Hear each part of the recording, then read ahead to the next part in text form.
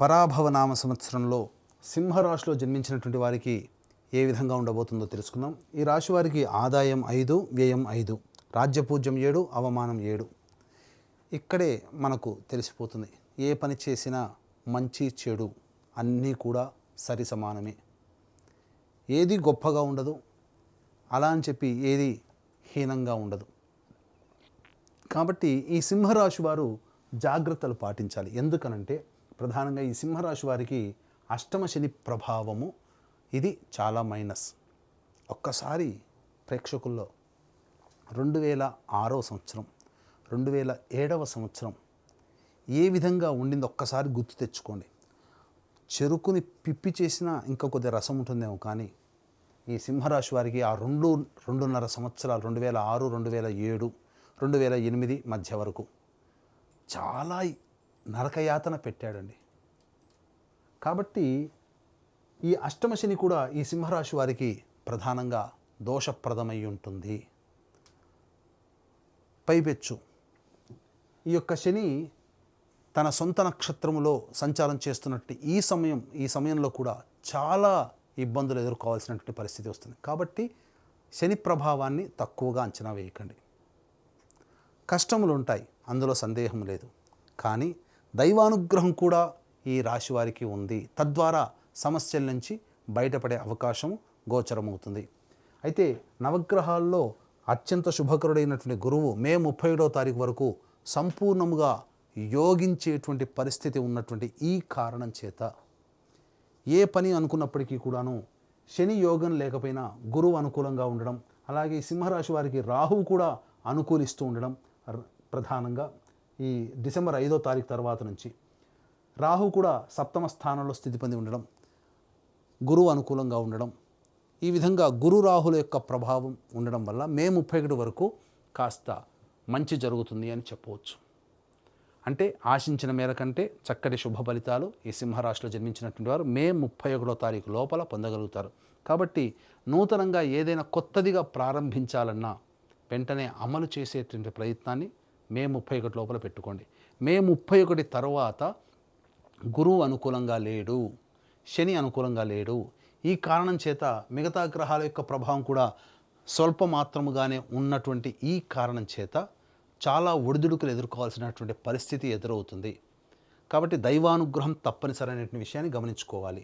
ఇక జూన్ 1వ తారీఖు నుంచి అక్టోబర్ 30 వరకు కర్కాటక రాశిలో గురు సంచారం చేస్తున్నటువంటి ఈ కారణం చేత అనవసరమైనటువంటి వృధా ప్రయాణాలు, ఖర్చులు అధికంగా ఉంటాయి. దేవతానుగ్రహాన్ని పొందడానికి క్షేత్రాలు, అలాగే దేవాలయాలు సందర్శించడం, పుణ్యనది స్నానం లాంటివి చేస్తారు. ఇతరులకి మీ దగ్గర ఉన్నటువంటి సొమ్ములో సహాయ సహకారాలు ఇతరులకి అందివ్వడం, తద్వారా కొంతవరకు మీరు పుణ్యాన్ని మూటగట్టుకుంటారు. తద్వారా అంటే ఎదుటి వాళ్ళ మానవ సేవే మాధవ సేవ అన్నటువంటి విధంగా ఉండడం వల్ల జూన్ 1 నుంచి 30 వరకు చేసినటువంటి పుణ్య ప్రభావం మీకు భవిష్యత్తులో ఒక కంచుకోటలాగా మారి మిమ్మల్ని ఆపదల నుంచి రక్షిస్తుందని చెప్పవచ్చు. అక్టోబర్ 31 నుంచి జనవరి 24వ తారీఖు వరకు రాశిలోనే గురు సంచారం చేస్తున్నటువంటి ఈ కారణం చేత తీపి పదార్థాల యందు ఆసక్తి ఉండడం, ఓవర్ వెయిట్ అవుతుండడం అనేటువంటిది గమనించాలి. కాబట్టి ఈ అక్టోబర్ 31 నుంచి జనవరి 24వ తారీఖు వరకు డైట్ కంట్రోల్ అనేటువంటిది మెయింటైన్ చేయాలి. లేకపోతే అనవసరమైనటువంటి రోగాల బారిన పడాల్సినటువంటి పరిస్థితి వస్తుంది. బద్ధకం పెరుగుతుంది అన్నిటికంటే ముఖ్యంగా.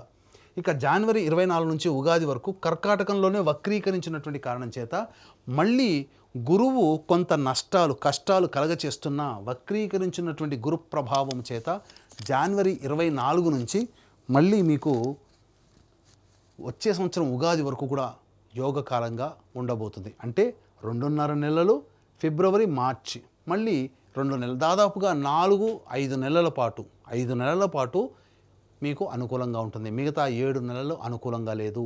ఆ 7 నెలల అనుకూలంగా లేని కారణం చేత ఎక్కువగా కష్టాలు ఈ సమయంలో ఈ సింహరాశిలో జన్మించినటువంటి వారు పడతారు. కాబట్టి జాగ్రత్తలు పాటించండి.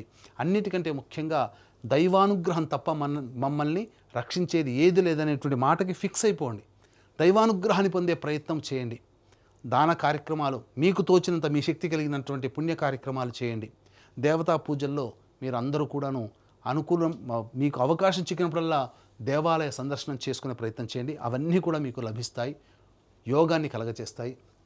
అంతేకాకుండా ఈ యొక్క సింహరాశితో పాటుగా 12 రాశులలో జన్మించినటువంటి వారికి ప్రధానంగా గుర్తుపెట్టుకోండి, ఏ వ్యక్తికైనా మంచి చెడు జరగాలన్నా, సుఖము దుఃఖము, యోగము అవయోగము, లాభము నష్టము, ఇలా ఏది జరగాలన్నా నవగ్రహాల యొక్క అనుగ్రహం ఆగ్రహం వల్లనే కలుగుతాయి. కాబట్టి ఇట్టి నవగ్రహాలని శాంతింపచేసి యోగము అధికముగా, ఆగ్రహము కష్టము, చెడు తక్కువ చేసి బ్యాలెన్స్ చేయడానికి కోసమై మన పీఠం ఆధ్వర్యంలో నవగ్రహ పాశుపత హోమము, అనగా చైత్ర పౌర్ణమి ఏప్రిల్ 1వ తారీఖు రోజున, మరియు అతి శీఘ్ర ఫలితాన్నిచ్చే 3 నక్షత్రాల్లో ఒకటైనటువంటి హస్తా నక్షత్రం రోజున ఈ నవగ్రహ పాశుపత హోమము, ఆరోగ్యం కోసం మృత్యుంజయ హోమము, సర్వకార్య జయసిద్ధికి సుదర్శన హోమము, మరియు దాంపత్యము వివాహ సిద్ధికి, అలాగే ఆర్థిక ఉద్యోగ ప్రాప్తికి లక్ష్మీ మూలమంత్ర సంపుటిత లక్ష్మీ సూక్త హోమము, మరియు సర్వదోష నివారణకి సర్వశాంతికై రుద్రహోమం లాంటివి జరిపించి శక్తిపాతం చేసినటువంటి కరుంగలిమాల ఇవ్వడం జరుగుతుంది.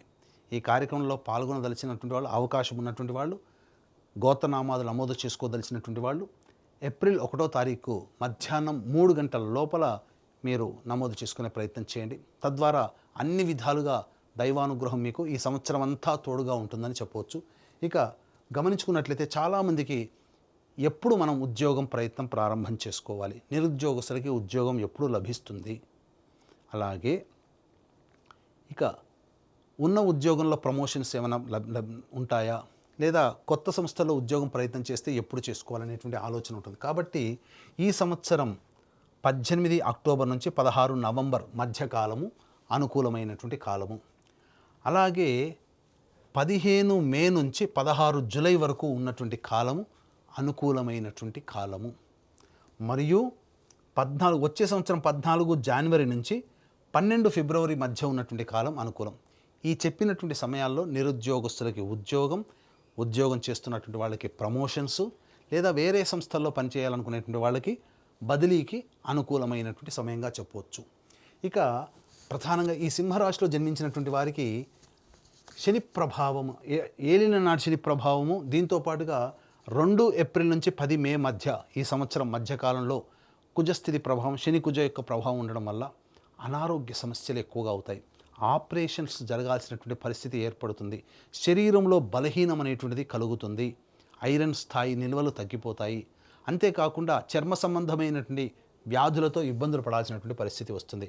11 మే నుంచి అలాగే 19 జూన్ వరకు ఉన్నటువంటి కాలము, 19 జూన్ వరకు ఉన్నటువంటి కాలము, ఇది చాలా మటుకు మీకు చేస్తున్నటువంటి వృత్తి ఉద్యోగ వ్యాపారాలలో చెయ్యని పనికి అవమానాలు పడడం, నేరం మోపడం, తద్వారా కొన్ని చర్చలు దాని మీద జరగడం, లేదా ఆస్తి సంబంధమైనటువంటి వ్యవహారాల్లో చర్చలు జరిగి వాదనలు జరగడం అనేటువంటిది మీకు కలుగుతాయి. ఇక 20 జూన్ నుంచి 1 ఆగస్టు వరకు ఉన్నటువంటి ఈ సమయం ఏదైతే ఉంటుందో, ఈ సమయంలో అతి ఆత్మవిశ్వాసము పనికిరాదు, అది గుర్తుపెట్టుకోండి ముఖ్యంగా. అంతేకాకుండా గృహంలో మరమ్మత్తులు, అలాగే గృహంలో చోర భయం, అంటే వస్తువులు, విలువైన వస్తువులు, ఆభరణాలు దొంగిలించబడడం కానీ, లేకపోతే వాహన ప్రమాదాలు జరగడం కానీ లాంటివి జరుగుతాయి. ఉద్యోగంలో కాస్త ఒడిదుడుకులు ఎదుర్కొనేటువంటి సమయం ఆసన్నమవుతుందని చెప్పవచ్చు ఆ సమయంలో. ఇక 1 ఆగస్టు నుంచి 17 సెప్టెంబర్ మధ్యకాలం ఏదైతే ఉంటుందో, ఈ సమయం అన్ని విధాలుగా అన్ని రంగాలలో ఉన్నటువంటి వాళ్ళకి యోగ్యమైనటువంటి కాలము. అంటే మీకు చెప్పొచ్చేది ఏంటంటే, గురువు అనుకూలంగా ఆ సమయంలో మీకు ప్రధానంగా లేకపోయినప్పటికీ కుజుడు అనుకూలంగా ఉండడం మీకు ఒకంత యోగాన్ని కలగచేస్తుంది అని చెప్పవచ్చు. ఇక 18 సెప్టెంబర్ నుంచి 11 నవంబర్ మధ్య ఉన్నటువంటి ఈ కాలం ఏదైతే ఉంటుందో, అనవసరమైనటువంటి ప్రయాణాలు జరుగుతాయి. అంతేకాకుండా ప్రధానంగా ఈ సమయంలో దంపతుల మధ్య విభేదాలు వచ్చేటువంటి అవకాశము గోచరమవుతుంది. కాబట్టి జాగ్రత్తలు పాటించండి. రుణగ్రస్తులు అయ్యేటువంటి అవకాశం ఉంటుంది. ఇతరుల వల్ల డబ్బులు తీసుకొని చెల్లించలేని పరిస్థితి కానీ, లేదా మీ దగ్గర డబ్బులు తీసుకున్న వాళ్ళు చెల్లించలేని పరిస్థితి కానీ మీకు ఏర్పడుతుంది. కాబట్టి జాగ్రత్తగా నియమాన్ని పాటించండి. అవసరం ఉంటే తప్ప మీ డబ్బుల్ని ఎదుటి వాళ్ళకి ఇవ్వకండి. అన్నిటికంటే మించి ఈ సమయంలో 18 సెప్టెంబర్ నుంచి 11 నవంబర్ మధ్యకాలం ఏదైతే ఉంటుందో, ఈ సమయంలో మీ శక్తికి మించి మీరు ప్రయత్నం చేస్తేనే ఆశించిన మేర శుభ ఫలితాలు పొందుతారని గమనించుకోవాలి. ఇక అన్నిటికంటే కీలకం 12 నవంబర్ నుంచి 8 మార్చి వరకు ఏదైతే ఉంటుందో ఇది చాలా కీలకం అండి. ఎందుకనంటే ఈ సమయం ఏదైతే ఉంటుందో ఈ సమయంలో ప్రధానంగా యోగమా అవయోగమా అంటే అవయోగం ఉంటే దాన్ని యోగంగా ఎలా మార్చుకోవాలో కూడా చెబుతాను. కుజస్తంభన అనేటువంటిది జరగడం, తద్వారా మీరు చేపట్టినటువంటి పనుల్లో ముందుకి కదలకపోవడం అనేటువంటిది జరుగుతుంది. దీన్ని దేవతానుగ్రహంతో అన్ని విధాలుగా అవయోగాన్ని సైతం యోగంగా మార్చుకోవచ్చు. అందుకనే ఇక్కడ దేవతానుగ్రహంతో పాటుగా సంకల్ప బలం అనేటువంటిది ఎక్కువగా ఈ 12 నవంబర్ నుంచి 8 మార్చి వరకు మీకు తోడై ఉండాలి. ఇది గుర్తుపెట్టుకోండి. ఇటు ఈ సమయంలో కూడా గురువు మీకు ఏంటంటే జనవరి 24 నుంచి గురువు కర్కాటకంలో వక్రీకరించినట్టు కారణం చేత ఆ సంకల్ప ప్రభావం యొక్క ఫలితము ఫిబ్రవరి మార్చిలో మీరు అద్భుతంగా చూస్తారు. దైవానుగ్రహాన్ని పొందే ప్రయత్నం గట్టిగా చేయండి. ఇక ఈ యొక్క సింహరాశిలో జన్మించినటువంటి విద్యార్థులకి జ్ఞాపక శక్తి తక్కువగా ఉండడం, బాగా గొప్పగా చదివిన పరీక్ష సమయంలో కొంత తొందరపాటు నిర్ణయాలు తీసుకొని సరిగ్గా ఆన్సర్ చేయలేకపోవడం కొంత నష్టం ఉంటుంది. కాబట్టి ముందుగానే తల్లిదండ్రులు పిల్లల్ని మానసికంగా గట్టిగా ఉండే విధంగా ప్రిపేర్ చేయండి. స్పాంటేనియస్గా మీరు ఉండాలి ఆ యొక్క ఎగ్జామ్ హాల్లో అనేది గుర్తుపెట్టుకోండి. ఆశించిన మేర శుభ ఫలితాలు ఉంటాయి. సామాన్యమైనటువంటి పరిస్థితులు విద్యార్థులకి ఉంటాయని చెప్పవచ్చు. ఆశించిన మేర విద్యాలయాల్లో మీకు స్థానం లభించాలి, ప్రవేశం లభించాలంటే ఎక్కువగా కష్టపడాలని సూచిస్తుంది. ఈ యొక్క సింహరాశిలో జన్మించినటువంటి రాజకీయ రంగ ప్రముఖ వ్యక్తులు ఎవరైతే ఉంటారో వారు అవమానాలు ఎదుర్కోవాల్సినటువంటి పరిస్థితి వస్తుంది. ఖర్చు డబ్బు పాయే పదవి పాయే అన్నట్టుగా ఉంటుంది. పార్టీ పెద్దల దృష్టిలో పడకపోవడం, ఆ పెద్దల దృష్టిలో పడడం కోసం చేర్చినటువంటి ప్రయత్నాలన్నీ కూడాను వృధా అవ్వడం ఒకంత నిరుత్సాహాన్ని గురి చేస్తాయి. కాబట్టి మిన్నకుండా ఉండడమే చాలా మేలనేటువంటి విషయాన్ని గమనించుకోవాలి. ఈ రాశిలో జన్మించినటువంటి కళారంగంలో ఉన్నటువంటి వాళ్ళు, నటులు, electronic and printing media, social media, 24 ఫ్రేమ్స్లో ఉన్నటువంటి వాళ్ళు, వీళ్ళందరూ కూడా అంది వచ్చినటువంటి అవకాశాన్ని వినియోగించుకోలేకపోతారు. తద్వారా నష్టములు అనేటువంటివి జరుగుతాయి. కాబట్టి సంయమనం పాటించండి. ప్రజలలో ఆదరణ ఏమాత్రము తగ్గదు, అవకాశాలు వస్తాయి, అందిపుచ్చుకోండి. అలాగే డబ్బుల విషయంలో మాత్రం నిర్మోహమాటంగా ఉండే ప్రయత్నం చేయండి. ఎందుకంటే నష్టము ఆ విధంగా అక్కడ డబ్బు పరంగా ఉండబోతుంది కాబట్టి. ఇక ఈ రాశిలో జన్మించినటువంటి రైతులు ఎవరైతే ఉన్నారో 2 పంటలు కూడాను సాధారణంగా ఉంటాయి. మొదటి పంట కంటే రెండవ పంట మీద కొంత ఆశ ఎక్కువగా పెట్టుకోవచ్చు. ఆ సమయంలో మీకు అధిక దిగుబడి రాబడి అనేటువంటిది పొందే అవకాశం ఉంటుంది. కౌలుదారులకి మాత్రం కష్టంగానే చెప్పవచ్చు. ఈ రాశిలో జన్మించినటువంటి క్రీడాకారులు ఎవరైతే ఉంటారో ఆ క్రీడాకారులకి ఆశాభంగం అనేటువంటిది కలుగుతుంది. ఆశించిన మేర స్థాయిలో మీ ప్రదర్శనని చూపించలేకపోవడం కావచ్చు, మీ ప్రదర్శన ఇతరుల దృష్టికి పొందలేకపోవడం వల్ల అవకాశాలని మీరు పొందలేకపోతారు. భవిష్యత్తుకి మార్గాన్ని సుగమం చేసుకోలేకపోతారు. ఇక ఏతావాత ఈ రాశిలో జన్మించినటువంటి వారికి మే 31వ తారీఖు వరకు, అలాగే జనవరి 24 నుంచి ఉగాది వరకు, అనగా ముఖ్యంగా ఫిబ్రవరి మార్చి సమయం ఇది చాలా అనుకూలం. అనగా ఏతావాత 5 నెలలు మీకు అనుకూలంగా ఉంటుంది, మిగతా 7 నెలలు అనుకూలంగా ఉండదు. కాబట్టి దైవానుగ్రహాన్ని పొందే ప్రయత్నం చేయాలి. అలాగే ఈ రాశిలో జన్మించినటువంటి స్త్రీలు ఎవరైతే ఉన్నారో ఆ స్త్రీలకి గతంలో కంటే కూడా గౌరవ మర్యాదలు తగ్గుతాయి.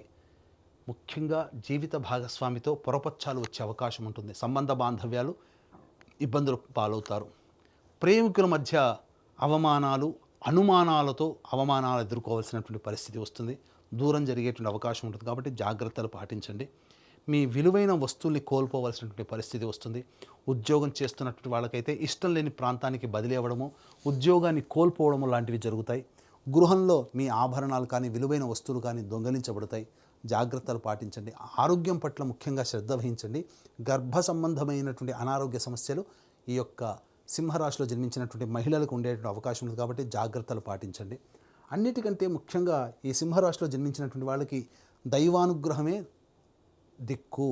కాబట్టి ఇట్టి దైవానుగ్రహం అందరికీ లభించాలి అనే సదుద్దేశము. ఈ యొక్క రాశిలో జన్మించినటువంటి వాళ్ళు ప్రతిరోజు కూడా సుబ్రహ్మణ్య భుజంగ స్తోత్ర పారాయణము, అలాగే శివాలయ సందర్శనం అనేటువంటిది అవకాశం చిక్కినప్పుడల్లా చేసుకుంటూ ఉన్నట్లయితే కర్మదోషం తొలగిపోయి దైవానుగ్రహం పెరిగి మీరున్నటువంటి సమస్యల నుంచి తట్టుకోగలిగే శక్తిని మీకు కలగచేస్తుంది. అంతేకాకుండా మన పీఠం ఆధ్వర్యంలో ఏప్రిల్ 1వ తారీఖు రోజున ఈ సంవత్సరం అంతా కూడా అందరికీ మంచి జరగాలి 12 రాశుల వారికి అనే ఉద్దేశంతో సంపూర్ణ ఈ సంబంధించినటువంటి సంపూర్ణ నవగ్రహ శాంతి అనగా ఈ సర్వదోష నివారణ పూజల హోమాల్లో భాగంగా నవగ్రహ పాశుపత హోమము, మృత్యుంజయ హోమం, రుద్ర హోమం, సుదర్శన హోమం, లక్ష్మీ హోమం లాంటివి జరిపించి శక్తిపాతము చేసినటువంటి కరుంగలి మాలను మీకు ఇవ్వడం జరుగుతుంది.